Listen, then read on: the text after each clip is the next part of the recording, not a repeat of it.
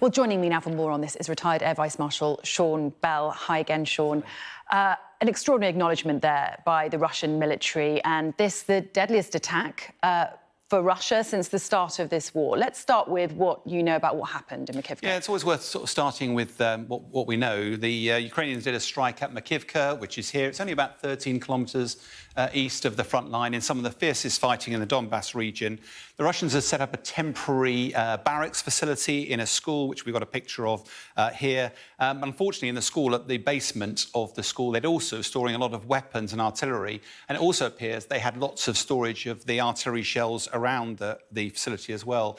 On New Year's Eve, shortly after midnight, the Ukrainians used the HIMARS rocket system, the American system, fired a salvo of 6 rockets, 2 of which the Russians claimed to have shot down, but 4 made their way through with devastating consequences. We've got some images of before and after here, which we can show.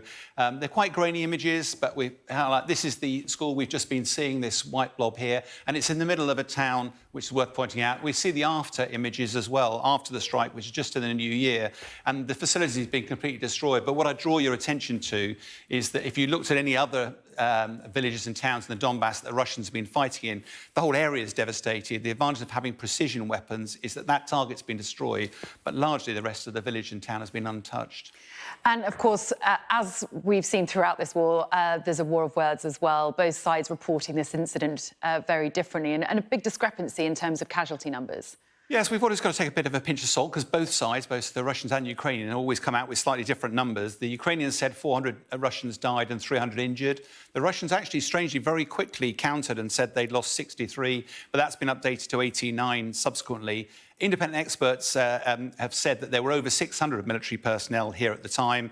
But when you look at the devastation of the building and the fact almost certainly this was caused by other ammunition that was stored in the basement, it's very difficult to see any Russians would have got out of this unscathed. Yeah. And whatever the actual numbers are, many of those who are injured would never return to the war again, and many, tragically, will probably die of their injuries. As you said, it's the deadliest strike since the start of the war.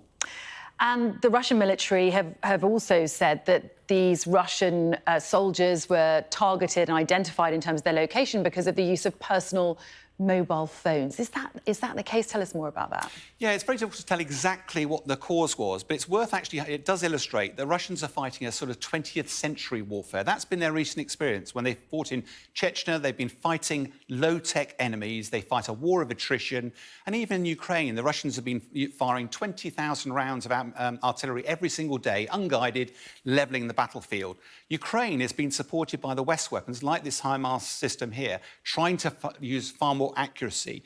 These can strike their targets very accurately. We need to know where the target is, and that needs intelligence. Now, intelligence can come from all sorts of things, from satellite technology, from drones, but also, returning to the theme of mobile phones, it can come from tracking communications. Phones can be triangulated for position and also listened into. Now, Russians do have secure radios, but because of the corruption in the Russian military, they don't have enough. Now, if not everybody has a secure communication, nobody can have them, and therefore the Russians have become increasingly reliant on mobile phones for communication.